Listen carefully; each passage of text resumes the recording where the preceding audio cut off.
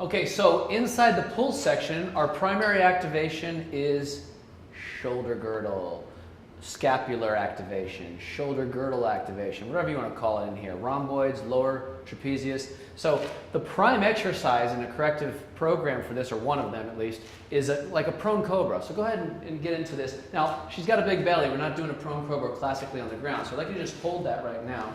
And the objective here is just sort of like gravity's coming down and she's working against gravity to do what? To bring the shoulder girdle activation and to turn the elbow, or if she turns her elbow under, then she gets her rear delt turning on. And let's say there's 3 parts. 1, 2, and then the third one is relaxing the traps.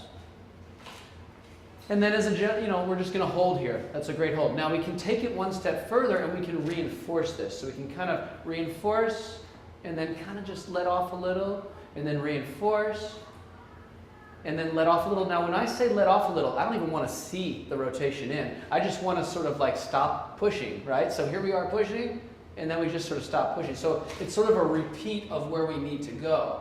And again, the 3 subtle variations in here, or necessities, are scapular activation, but in this case also the elbows turning in for the rear delt activation, and then also making sure that there's just not too much activation here in the upper traps.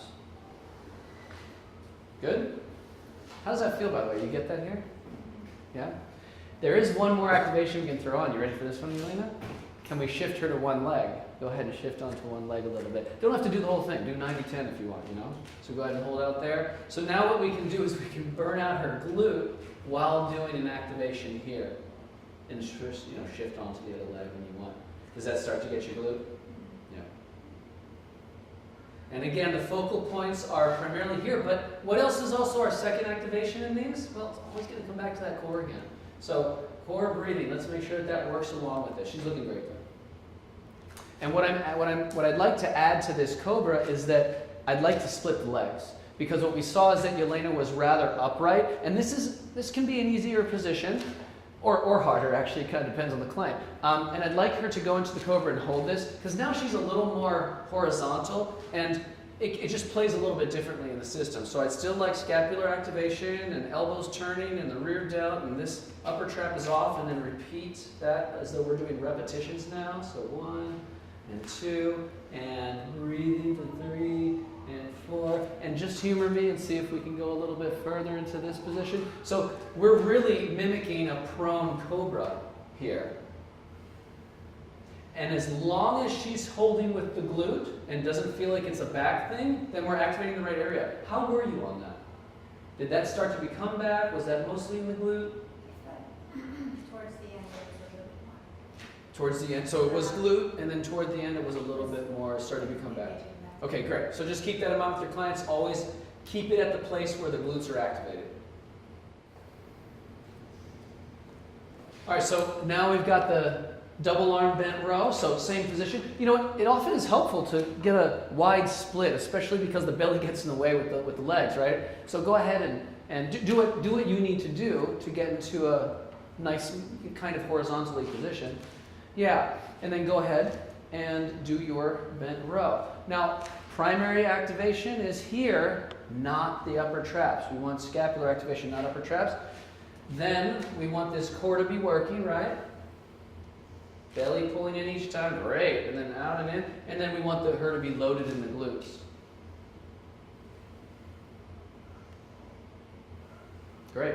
And then we'll take a step into the next exercise, which is removing one of them. Go ahead and take the same one arm. And just take like 5 on each side. And I like to do almost like 2 arms moving at the same time because it teaches this stabilization. Both are still moving, but because it's loaded on one side, she has to manage that. She has to stabilize that with her core, the rotational plane again. So again, we're working abs in a pull exercise. And then the other side when you're ready.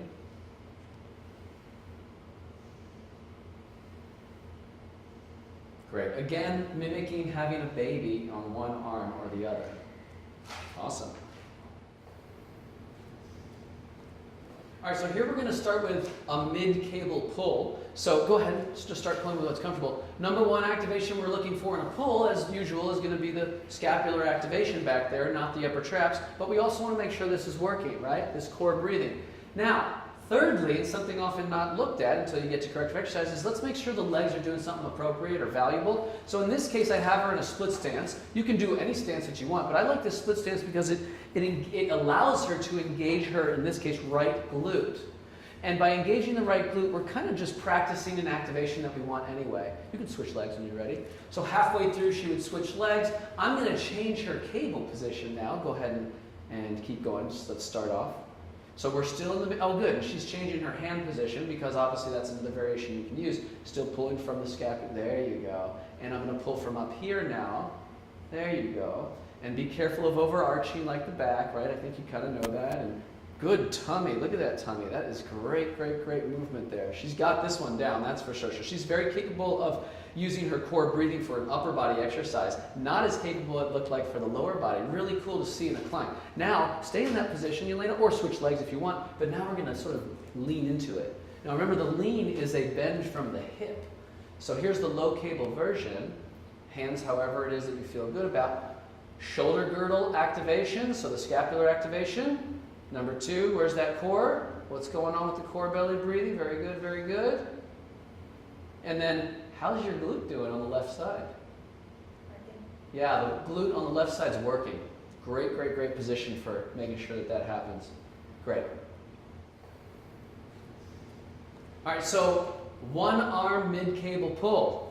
Split stance. I just love the split stance again because we get to focus in on one glute. And go ahead. And you know what? There's a lot of ways, a lot of variations we can do this. She's pulling with her right hand, and you know I love this oblique sling thing. So we have with one arm, we now have that rotational core stabilization stimulus. And if I move down here, watch what has to happen. Now you know what's cool. You want to actually switch hands now. And now we have, now look at how this has changed. Go ahead and do the pull. Now how this has changed, use both arms, because I like both arms again because they tend to keep you aligned, or the client aligned. Right or left shoulder girdle is communicating with which glute? The right glute, right? And she can feel her right glute is on, and we got her left scapula, and now she's using her core breathing. Let's do some core breathing. You can switch legs. We can actually go to the other side. Or I'm sorry, to the high cable for the heck of it. All right, so now what we're doing is same horizontal position, so get into that bend position, and I'd like you to pretend you have weights in your hand, and you're lifting up in this way. Now this is pretty similar like the Cobra things we were doing before, but imagine that she has dumbbells. I'm not using dumbbells with her right now because these are oftentimes really weak muscles on people. They really need to be activated. I'd be willing to bet that Elena can feel some fatigue here just without doing the weights at all. Yeah, right?